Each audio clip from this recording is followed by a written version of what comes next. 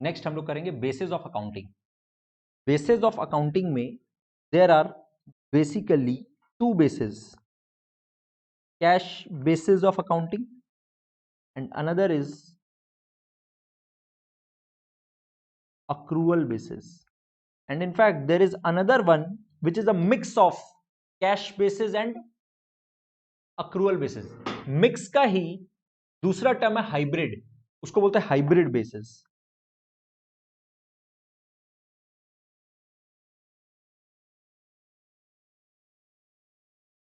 Mix of cash and accrual।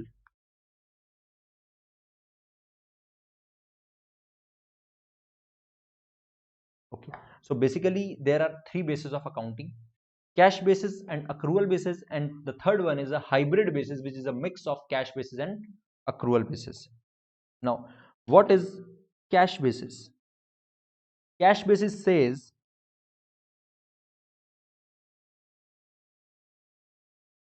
income recorded on receipt and expense recorded on payment।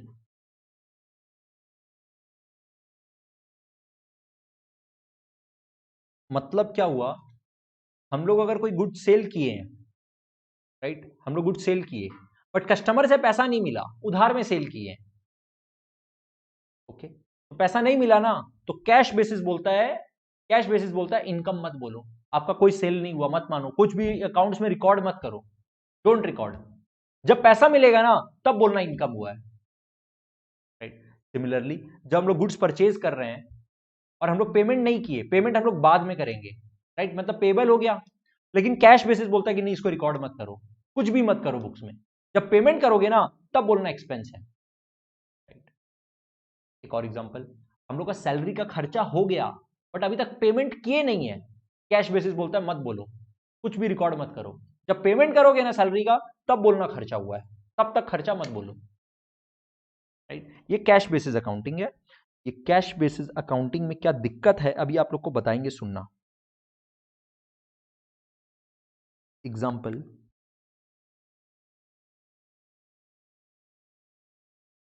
Goods purchased of rupees 5 lakh, rupees 5 lakh and paid rupees 4 lakh, मतलब अभी भी 1 लाख रुपया देना बाकी है। These goods sold completely for rupees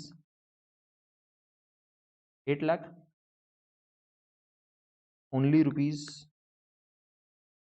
2 lakh is received from customers।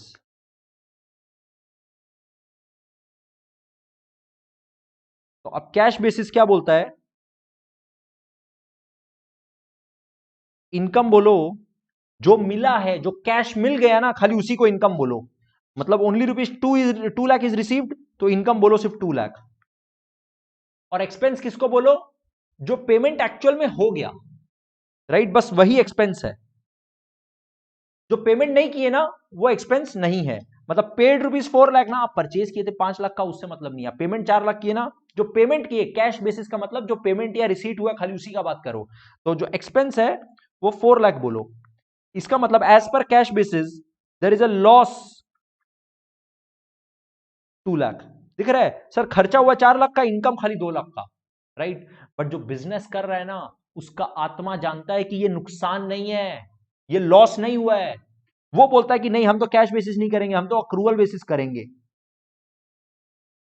Right. Cash basis गलत बात करता है, अक्रूवल बेसिस कैसा बात करता है, देखो, अक्रूवल बेसिस बोलता है पेमेंट हुआ या नहीं हुआ इस बात से मतलब नहीं है, खर्चा हुआ क्या रिकॉर्ड करो, पैसा मिला या नहीं मिला इस बात से फर्क नहीं पड़ता है, इनकम हुआ क्या रिकॉर्ड करो, राइट। तो जब गुड्स सेल किए ना 8 लाख रुपए का, तो अपने ये सोच के तो गुड सेल किए ना यार, कस्टमर अच्छा है, पैसा मिलेगा, तभी तो अपने बुक्स में रिकॉर्ड करते हैं, राइट? तभी तो अपने गुड सेल करते हैं यार इन द फर्स्ट प्लेस। अगर मालूम है कस्टमर ही बेकार है, इसे पैसा ही नहीं मिलेगा, तो इसको गुड्स थोड़ा ना सेल करेंगे, राइट? तो अक्रूअल बेसिस बोलता है कि आप जब 8 लाख का गुड सेल किए ना, तो आपका 8 लाख का इनकम हो गया, पैसा मिला 2 लाख, तो कैश प्लस 2 लाख, और जो 6 लाख अभी तक नहीं मिला वो कस्टमर से मिलना बाकी है, उसको बोलते हैं डेटर्स। डेटर्स भी आपका असेट है, वो भी प्लस 6 लाख, राइट? का मतलब इसके हिसाब से income is ₹8 lakh, and expense का मतलब आप पेमेंट किए या नहीं किए उससे फर्क नहीं पड़ता। आप गुड्स 5 लाख का परचेस किए, तो आप पे कर दिए या फिर पे करना पड़ेगा बाद में, वो आप करते रहना, पेमेंट वगैरह का बात करते रहना, खर्चा तो हो गया ना भाई 5 लाख, तो 5 लाख का खर्चा। अब अक्रूअल बेसिस बोलता है कि there is a profit of ₹3 lakh, right? तो आप अगर ठीक से देखोगे समझोगे, एक बिजनेस में उधार का ट्रांजैक्शन तो होता ही है, तो क्या उधार का ट्रांजैक्शन को इग्नोर कर दें? उधार का ट्रांजैक्शन को इग्नोर कर देंगे तो बिजनेस कैसे होगा, राइट? और उधार का ट्रांजैक्शन को अगर इग्नोर कर देंगे तो प्रॉपर अकाउंटिंग कैसे होगा? इसलिए कैश बेसिस अ बकवास अकाउंटिंग, कैश बेसिस अ बेकार basis accounting standards, and in fact companies act does not allow. Companies act 2013 के बारे में अपने क्लास 12 में और जानेंगे जब अपने कंपनी अकाउंट्स पढ़ेंगे।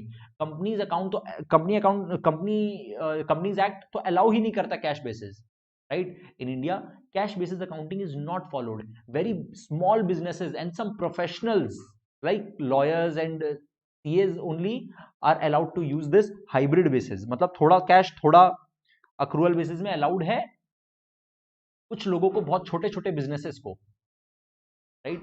बट कैश बेसिस तो अलाउड है ही नहीं। कैश बेसिस हम लोग को ट्रू पिक्चर नहीं देता, गलत पिक्चर देता है। और accrual basis the most accurate, most proper, and यही रिकॉग्नाइज भी है by companies act also, and अपने भी यही वाला फॉलो करेंगे, यही मेथड से करेंगे when we are discussing cash basis. ये सिर्फ अपने जब ये वाला चैप्टर कर रहे हैं ना, बेसिस ऑफ अकाउंटिंग, बस यहां पर ही खाली अपने कैश बेसिस का थोड़ा सा डिस्कशन कर रहे हैं, अदरवाइज जो अपने पूरा अकाउंटिंग करने वाले हैं वो अक्रूवल बेसिस ही है। इनफैक्ट आपको याद दिला दे, अपने जनरली एक्सेप्टेड अकाउंटिंग प्रिंसिपल्स में एक कॉन्सेप्ट है accrual basis of accounting, accrual basis, right? And that is a fundamental accounting assumption. मतलब अक्रूवल बेसिस ये मान के चला जाता है कि आप फाइनेंशियल स्टेटमेंट में चाहे अलग से बोलिए या मत बोलिए, हम लोग तो मान के रखें कि आप जो फाइनेंशियल स्टेटमेंट बनाए हैं वो इसी बेसिस पर बनाए हैं कि आप अक्रूवल बेसिस पे फॉलो कर रहे हैं, राइट? तो accrual basis is also a fundamental accounting assumption. तो अक्रूवल बेसिस क्या बोलता है? Income is recorded when accrued। accrued का मतलब इनकम हो गया, हो जाना, गुड सेल कर दिए, इनकम हो गया, राइट? हम आप लोग को पढ़ा दिए मतलब इनकम हो गया, फीस मेरे को मिलना बाकी हो गया, भले मिला या नहीं मिला उससे फर्क नहीं पड़ता है, राइट? एंड उसी तरह से एक्सपेंस, हम ये जगह यूज कर लिए दिसंबर मंथ के लिए, तो दिसंबर मंथ का मेरा रेंट अक्रू हो गया, भले ही हम पेमेंट किए या नहीं किए, राइट? अक्रूड का मतलब हो जाना। Income is recorded when accrued irrespective of whether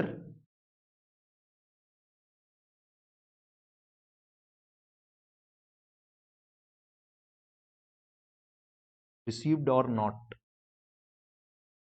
Similarly, expense is recorded when accrued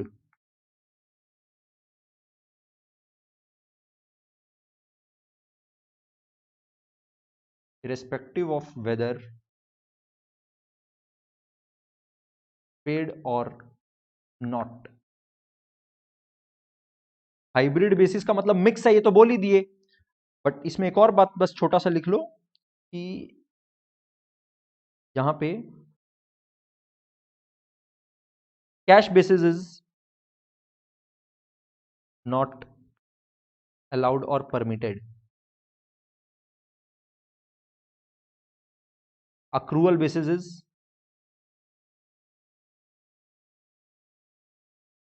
recognized by Companies Act. Hybrid basis is followed by small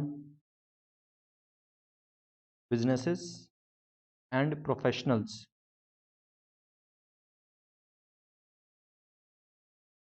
like lawyers and CAs. Lawyers and doctors लिख लो.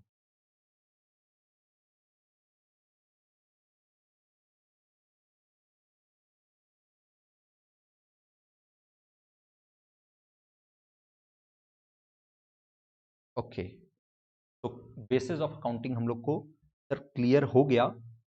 अब एक illustration इसका कर लेते हैं तो पूरा अच्छे से कंप्लीट हो जाएगा. राइट, ये अपने रेगुलर मटेरियल का अपने इलस्ट्रेशन नंबर 9 है जो कर रहे हैं. ओके, तो अपना बेसिस ऑफ अकाउंटिंग का जो मटेरियल है उसका क्वेश्चन नंबर 9 एक कॉम्प्रिहेंसिव अच्छा क्वेश्चन है. अपने वो एज एन एग्जांपल अपने रिवीजन में कर रहे हैं. देखो, from the following information determine the profit earned और लॉस इनकर्ड. राइट, प्रॉफिट या लॉस कैलकुलेट करना है when cash basis of accounting is followed या accrual basis of accounting is followed. चलो अपने दोनों को साथ साथ देखते हैं. पहले कैश बेसिस देखें. इनफैक्ट दोनों साथ साथ में करते हैं, cash basis and accrual basis. दोनों में जो जो इनकम आता रहेगा आप इनकम ऐड करते रहना.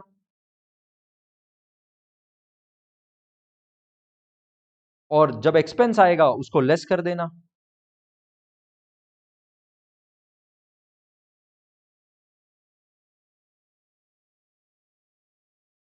परफेक्ट. तो अपने एक साथ ही क्वेश्चन रीड करते करते दोनों बेसिस कंप्लीट कर देंगे.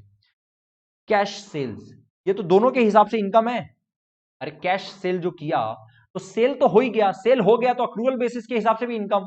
एंड बिकॉज कैश सेल है, कैश सेल का मतलब गुड सेल किया और कैश साथ साथ ही मिल गया, तो कैश बेसिस के हिसाब से भी बिकॉज कैश मिल गया तो ये इनकम है. दोनों में इनकम है. Cash sales 5 lakh.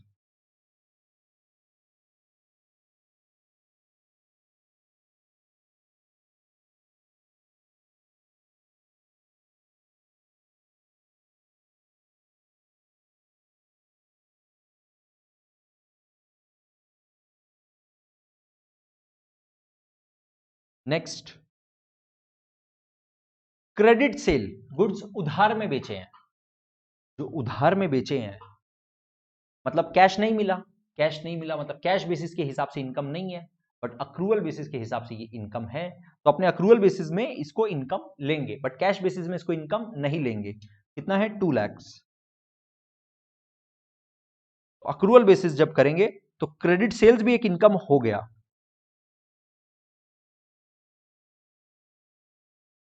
All right, next item देखो, आउटस्टैंडिंग सैलरी एंड वेजेस. मतलब सैलरी और वेजेस. वेजेस क्या होता है? जो लेबर वगैरह को देते हैं फैक्ट्री मैन्युफैक्चरिंग इंडस्ट्री में. मैन्युफैक्चरर्स लोग क्या करते हैं, लेबर लोग मैन्युफैक्चरिंग में इन्वॉल्व रहता है, वो लेबर लोग को जो पेमेंट करता है उसको वेजेस बोलते हैं. ओके, तो वेजेस का खर्चा हो गया, सैलरी का खर्चा हो गया, अभी तक पेमेंट नहीं किए, उसी को बोलते हैं outstanding salary and wages. Because payment नहीं किए तो कैश बेसिस के हिसाब से कोई खर्चा नहीं हुआ. बट अक्रूवल बेसिस क्या बोलता है? खर्चा हो गया ना, रिकॉर्ड करो. पेमेंट नहीं किए तो क्या हुआ, बाद में पे तो करना पड़ेगा ना.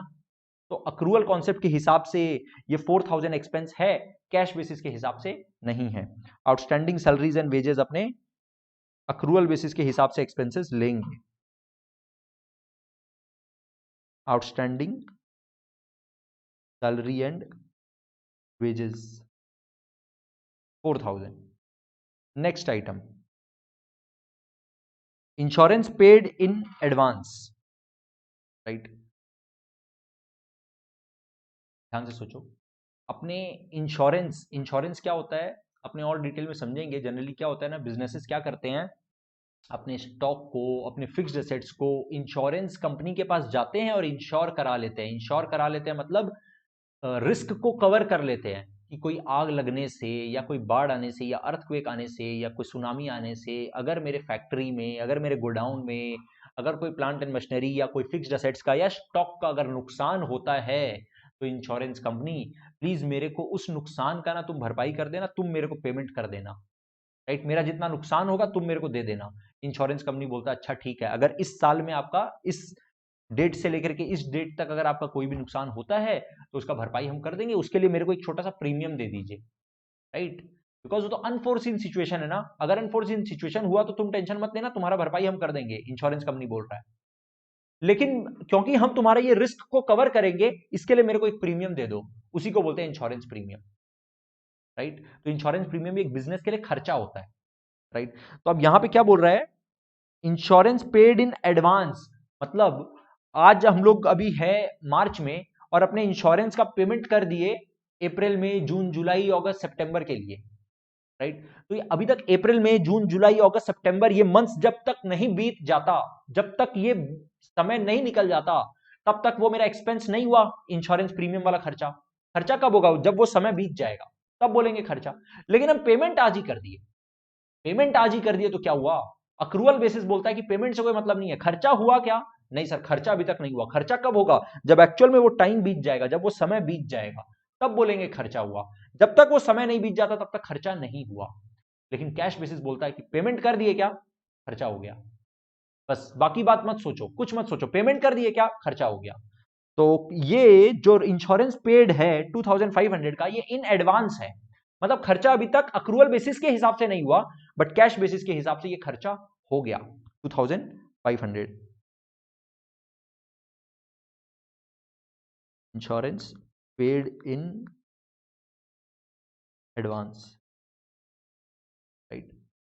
तो कैश बेसिस के हिसाब से ये एक्सपेंस अपने बुक कर दिए। नाउ आउटस्टैंडिंग इलेक्ट्रिसिटी एक्सपेंस एकदम सिमिलरली है, सर ये खर्चा है, लायबिलिटी हो गया बट अभी तक पेमेंट नहीं किए, तो अक्रूवल कॉन्सेप्ट के हिसाब से तो खर्चा है, कैश बेसिस के हिसाब से क्योंकि पेमेंट नहीं हुआ तो खर्चा नहीं है, तो अक्रूवल बेसिस में इसको एक्सपेंस लिख दीजिए 1000।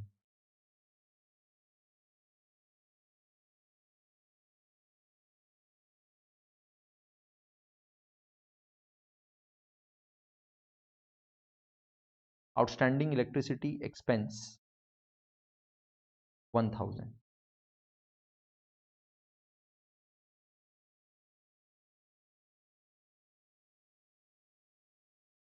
Next income received excluding income received in advance, right. जैसे ये कोई है ना इंटरेस्ट का इनकम, यार मेरे पास कोई प्रॉपर्टी पड़ा था उसको हम रेंट पे लगा दिए तो रेंट का इनकम, या कमीशन का इनकम, ये सब जो इनकम होता है ना, बोल रहा है इनकम रिसीव्ड 5000, और ये वाला जो इनकम रिसीव हुआ है ना, ये जो इनकम रिसीव हुआ है, हम लोग को कुछ इनकम क्वेश्चन बाद में बोलने वाला है, जैसे देखो नेक्स्ट लाइन में ही बोल दिया इनकम रिसीव्ड इन एडवांस का मतलब कुछ ऐसा भी हम लोग को कमीशन का या इंटरेस्ट का या रेंट का ऐसा इनकम भी मिल गया जो अभी तक एक्चुअल में हम लोग का इनकम हुआ नहीं है, वो अक्रू नहीं हुआ है अभी तक, बट पेमेंट मिल गया, इसको अनअर्न्ड इनकम भी बोलते हैं, राइट। तो income received in advance accrual concept के हिसाब से, अक्रूवल कॉन्सेप्ट बोलता है कि जब इनकम हो जाए तब इनकम बोलना, पैसा मिल गया तो क्या हुआ, पैसा मिलने या नहीं मिलने से कुछ नहीं होता है, इनकम हो गया क्या, इनकम कब होगा, जब एक्चुअल में सर्विस दे देंगे, राइट। तो ये बोल रहा है income received in advance, income received in advance का मतलब सर इनकम अभी तक हुआ नहीं है बट पैसा मिल गया, और कैश बेसिस बोलता है कि अगर पैसा मिल गया मतलब इनकम, राइट। और ये वाला भी बोल रहा है देखो इनकम रिसीव्ड, ये वाला पॉइंट जो ऊपर वाला है ना इनकम रिसीव्ड, इसमें इनकम रिसीव्ड इन एडवांस जो नीचे लिखा हुआ ना ये एक्सक्लूडेड है, मतलब ये 5000 अलग है, ये 1000 अलग है, ध्यान से समझो थोड़ा सा केयरफुली। कैश बेसिस के हिसाब से जो मिल गया वो इनकम, मतलब इनकम रिसीव्ड इन एडवांस जो मिला ये 1000 रुपया भी इनकम कैश बेसिस के हिसाब से, और ये 5000 जो अदर देन दिस भी जो इनकम मिल गया ये भी इनकम कैश बेसिस के हिसाब से, तो 5000 प्लस 1000 6000 का इनकम, बट अक्रूवल बेसिस के हिसाब से सिर्फ ये 5000 ही इनकम है, ये जो 1000 है ना इनकम रिसीव्ड इन एडवांस वो अक्रूवल बेसिस बोलता है इनकम नहीं है, जब इनकम एक्चुअल में होगा तब बोलना इनकम, जो पैसा एडवांस में मिला हुआ है पैसा मिलने और नहीं मिलने से कुछ नहीं होता है, राइट। इसका मतलब सर जब कैश बेसिस का इनकम रिकॉर्ड करेंगे यहां बोलेंगे income received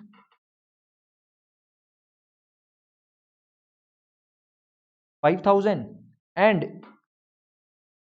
income received in advance, इसी को अनअर्न्ड इनकम भी बोलते हैं। ये 1000 भी, क्योंकि पैसा मिल गया ना, इनकम रिसीव्ड है ना, तो इनकम बोल दीजिए कैश बेसिस में। बट अक्रूवल बेसिस के हिसाब से सिर्फ ये वाला इनकम है, इनकम रिसीव्ड, जो इस बार इनकम एक्चुअली हो गया 5000।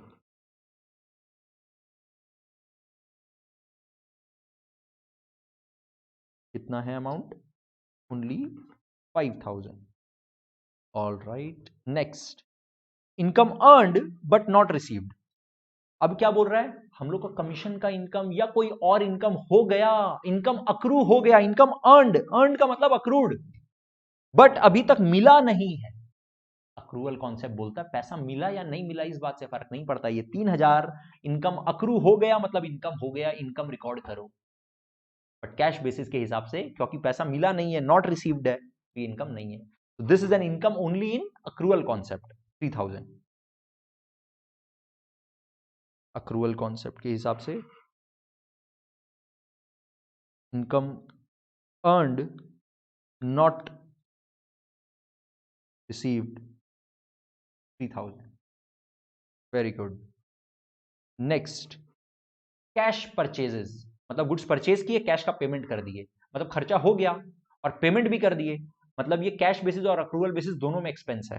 Cash purchases 2,75,000।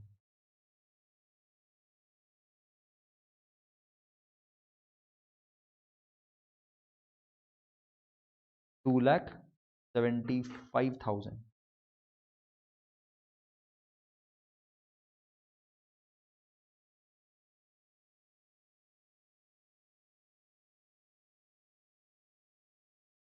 क्रेडिट परचेजेस, उधार में खरीदे हैं, पेमेंट नहीं किए, पेमेंट नहीं किए तो कैश बेसिस के हिसाब से कोई खर्चा नहीं है, बट अक्रूवल बेसिस तो बोलता है भाई ये खर्चा है, एक्सपेंसेस है। 1,25,000 खाली अक्रूवल बेसिस के हिसाब से।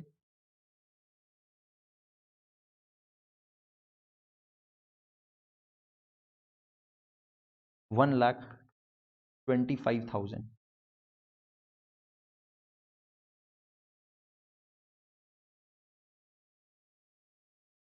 Next, salary and wages paid. Payment कितना कर दिए सैलरी वेजेस का? अगर पेमेंट कर दिए इसका मतलब खर्चा हो गया। सैलरी एंड वेजेस पेड मतलब, पेड का मतलब कैश बेसिस के हिसाब से भी एक्सपेंस है क्योंकि पेमेंट हो गया, और अक्रूवल बेसिस के हिसाब से भी एक्सपेंस है बिकॉज सैलरी एंड वेजेस का खर्चा हो गया और पेमेंट कर दी, खर्चा हो गया तो रिकॉर्ड करो, ये दोनों में एक्सपेंस है। Salary and wages paid 44,000।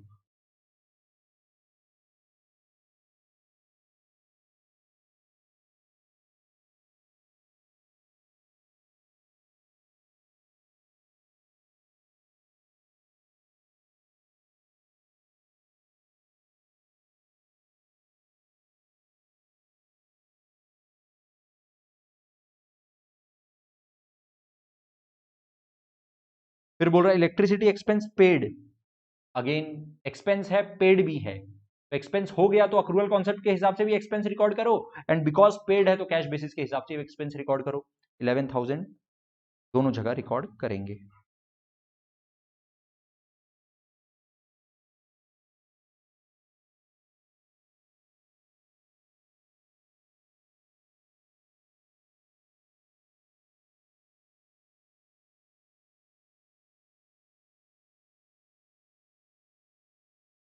Paid 11,000। All right, next, insurance expense paid including prepaid. Very careful, prepaid का मतलब एडवांस में पेमेंट कर देना। यहां पर देखो बहुत ध्यान से, अपने को क्वेश्चन क्या बोला था, insurance paid in advance is 2,500। ठीक है, मतलब this is also called prepaid insurance.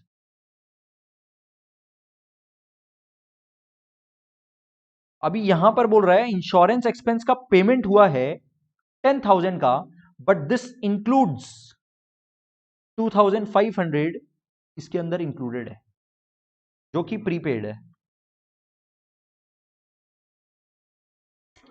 ध्यान से समझो, ये जो 2,500 है ना, ये जो 2,500 है, ये प्रीपेड है, मतलब एक्सपेंस अभी तक हुआ नहीं है बट पेमेंट कर दिए, तो कैश बेसिस के हिसाब से तो सर एक्सपेंस है। और कैश बेसिस के हिसाब से ये वाला एक्सपेंस हम लोग ऑलरेडी बुक कर भी चुके हैं।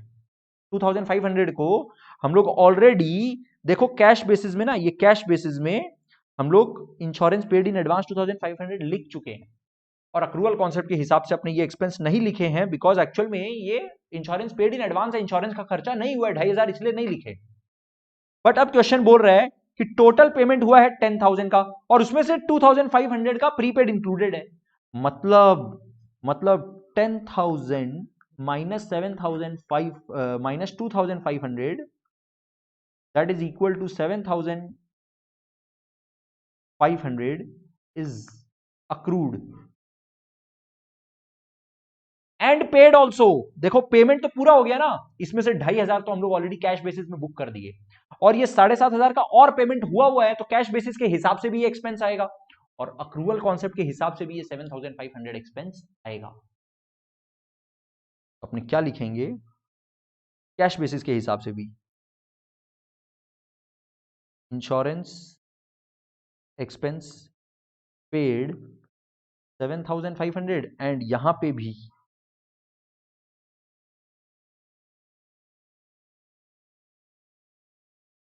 Expense paid 7,500। करेक्ट। तो अपने सारे आइटम को डील कर लिए। अब total of income, total of expenses, income minus expense, अगर income minus expense positive figure है तो प्रॉफिट, नेगेटिव फिगर है तो लॉस। ओके, तो कैश बेसिस देखिए पहले, कैश बेसिस का टोटल कितना हो रहा है सर? इनकम का टोटल हो रहा है 5,06,000। ओके, एक्सपेंसेस का टोटल देख लो थोड़ा क्या हो रहा है रो, और मेरे को फटाफट बताना कितना हो रहा है। राइट, इसका एक्सपेंस का टोटल करो 0 0 0 0 0 0 5 10 और 1 यहाँ पे कैरी किए, 3 5 8 4 12 13 एंड 7 20, तब 0 एंड 2 कैरी हो रहा है यहाँ पर, 7 और 2 9 और 4 13 14 1 3, मतलब 3,40,000। नाउ वेरी केयरफुली, अपना कैश बेसिस के हिसाब से इनकम हो रहा है 5,06,000 का, इसमें अपने लेस एक्सपेंसेस जब करते हैं दैट इज 3,40,000, तो अपने पास प्रॉफिट बचता है, क्योंकि इनकम ज्यादा है। देखो तो प्रॉफिट कितना हो रहा है, 5,06,000 माइनस 3,40,000, 5,06,000 माइनस 3,40,000 गिव्स अस 1,66,000 का profit as per cash basis of accounting. Next, अगर अक्रूवल बेसिस ऑफ अकाउंटिंग को ध्यान से देखो, तो अक्रूवल बेसिस में सर इनकम कितना हो रहा है, 5 और 2 7,08,000। ओके, अब अगर इसका टोटल करें एक्सपेंसेस का, तो 0 then 0 0 0 0 0 0 0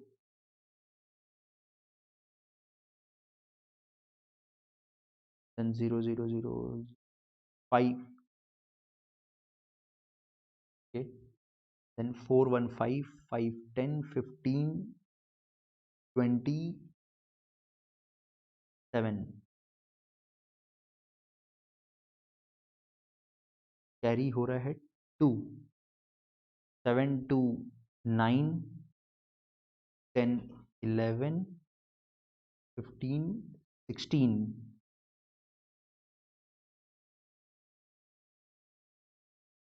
1, 1 2 3 4, 4,67,500 is the total expenses. Therefore profit कितना हुआ, 7,08,000 माइनस 4,67,500। फटाफट कैलकुलेट करो और अपने आप प्लीज चेक करो और बताओ कितना हो रहा है।